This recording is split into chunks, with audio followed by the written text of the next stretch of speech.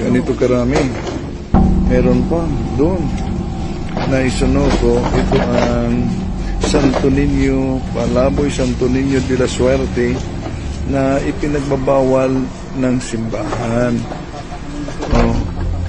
Para sa information ng lahat, ang nagsimula dito, isang babae na umano'y mapasukan ng Santo Niño. Kaya kumakalat itong mga imahe na ito na ipinagbabawal talaga at maraming hindi alam na bawal pala ito. So, ito, ang dami. Yung iba na confiscate nilang Father Danny at ang iba ay isinusuko.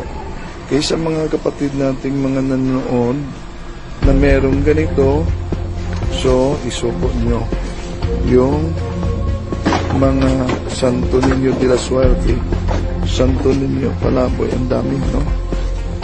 So may gagawing ritual sa pag-dispose ng mga imaheng ito na hindi naman ayon sa liturgy ng ating simbahan.